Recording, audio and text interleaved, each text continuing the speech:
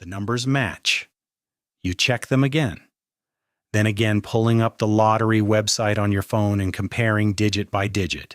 Your hands are shaking so badly you can barely hold the screen steady. 7, 14, 22, 38, 45, Powerball 11. Every single number on your ticket matches the numbers on the screen. 500 million. You just won 500 million, or at least it feels less like winning and more like something placed it in your hands. You bought the ticket on a whim at a gas station off the highway, the jackpot sign blinking above the register as if it had been waiting for you. You never play the lottery. You understand the odds. 1 in 292 million, worse than being struck by lightning twice. And yet, something made you hand over $2 and say, one quick pick. You didn't hesitate. You didn't think. You just acted. Yeah, as if the decision wasn't entirely yours. You shoved the ticket into your glove compartment and forgot about it until this morning when you heard the news that someone in your state had won. At first, it was just background noise. Another headline. Easily ignored. But something about it lingered. Something that made you reach into the glove box and unfold the paper you hadn't looked at in days. Now you're sitting in your car in a grocery store parking lot, staring at a piece of paper worth more money than you will ever be able to comprehend. Cars pass by. People walk past your window carrying groceries, unaware that your life has just split into two distinct halves, before and after. Your mind struggles to process it. The number is too large. It doesn't feel real. It feels assigned, like it was given rather than earned. You don't tell anyone. Not yet. Something deeper than logic tells you to stay silent until you understand what this truly is. Not just money, but consequence.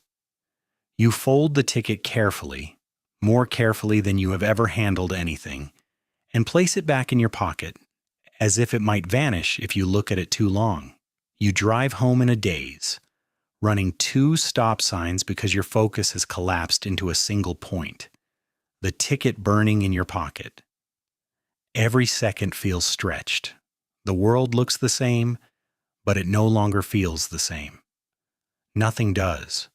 The first thing you do is search what to do if you win the lottery. The results are unsettling. Stories of winners who went bankrupt within 5 years, families torn apart, people kidnapped, betrayed, even killed by those they trusted. The lottery is not a blessing.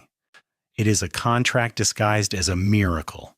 You learn quickly that you have options. In your state, you can claim the prize anonymously through a trust or LLC. This is critical. The moment your name becomes public, your life as you know it ends.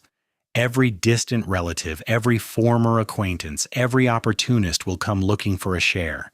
This is no longer about receiving money. It is about surviving it. You need a lawyer, not someone ordinary, but someone who specializes in wealth management, trusts, and protecting people from what follows sudden fortune. You don't know where to begin, so you open dozens of tabs, scanning firms, reviews, and articles, searching for anything that gives you a sense of control. After hours of research, you find one.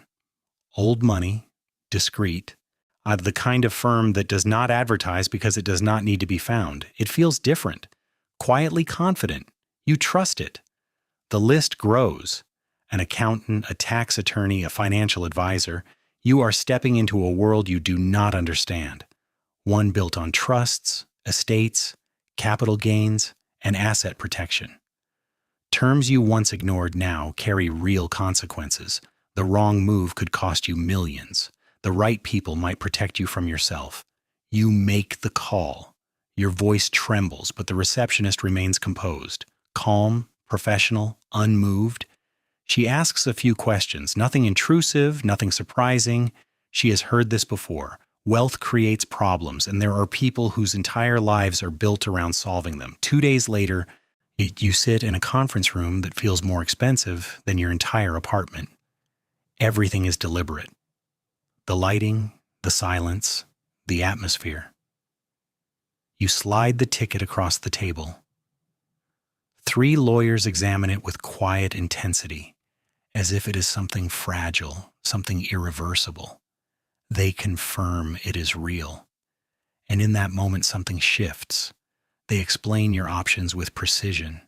An annuity, 30 payments over 29 years, or the lump sum, approximately $180 million after taxes. They do not pressure you. They do not need to. You take the lump sum.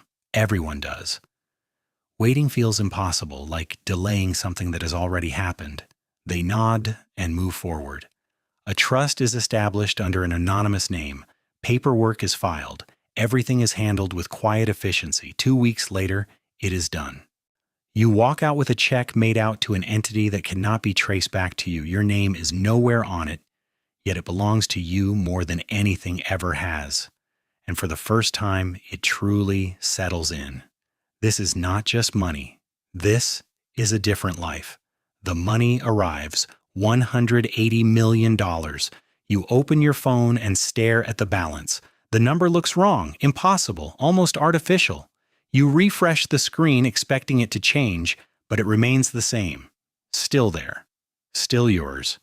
You try to make sense of it, to anchor it to something real. You could buy a house every day for a year and barely reduce it. You could stop working forever and never come close to exhausting it. It is too large to feel personal. It feels abstract, detached, like it belongs to someone else. The first decision is practical. You eliminate your debts. Student loans, credit cards, the car payment that has followed you for years, one by one, balances disappear. Years of stress vanish in minutes. It costs almost nothing compared to what you now possess. Then you pay off your parents' mortgage. A single transfer erases decades of weight. They do not ask questions. You tell them you had a good year, that you saved, that you wanted to help. The lie comes easily. Your mother cries. Your father hugs you, truly hugs you, the way he used to when you were younger and everything felt simple. For a moment, it feels right. You help your siblings, your extended family. Debts vanish. Medical bills disappear. Problems dissolve as if they never existed. Each action feels powerful, but the secret grows heavier. You cannot share it. Not with your family, not with your friends. Not even with the person closest to you. Every conversation becomes measured, every word filtered. You sit quietly while others talk about money, rent, groceries, bills, while $180 million sits untouched in your account. It begins to feel like a double life. Eventually, you leave your job. There is no version of this where you continue as before. The work feels insignificant, the conversation's empty, you tell them you are taking time off. You know you are not returning. 8 years reduced to a few objects in a box. You walk out for the final time. No boss, no structure, no limits. It should feel like freedom. Instead, it feels like exposure. You travel, first-class flights, luxury hotels, perfect meals. Everything unfolds exactly as you imagined. You can say yes to anything. And at first it feels extraordinary. Then it fades. Comfort becomes normal. Luxury becomes routine. Experiences lose their edge. The seat is still a seat. The room is still a room. And at night you are still alone. Money can buy experiences. It cannot make them meaningful. You return home and realize something unsettling. You have no structure, no purpose, no reason to begin your day. Time becomes unanchored. Eventually the truth surfaces. You tell her everything. She listens, processes, reacts, and then something changes, subtle, quiet, but undeniable. Every interaction becomes weighted, every decision measured. You begin to question everything. 3 months later, she leaves. She says you changed. Perhaps she is right, or perhaps this is who you become when nothing is at stake. You try to build stability, a house, security, routine. But people notice. They always do. Rumors spread. Messages arrive. Requests follow. Everyone wants something. And when you refuse, you become the problem. You take precautions, security systems, guards, distance. At first it feels excessive, until it doesn't. Until fear becomes routine. You trust less, question more. Your world shrinks as your wealth expands. You exist between two realities, no longer who you were, but not fully part of what you have become. You try to give back, help others, create meaning. Sometimes it works, briefly, but the emptiness remains. Years pass, the money grows, the life stabilizes, but something else disappears: the urgency, the hunger, the sense that things matter. When everything is available, nothing feels valuable. You think back to who you were before, when effort created meaning, when small things felt significant. Now everything is immediate, and nothing earned, nothing savored. You look at the ticket again, 7 numbers that changed everything. Would you do it again?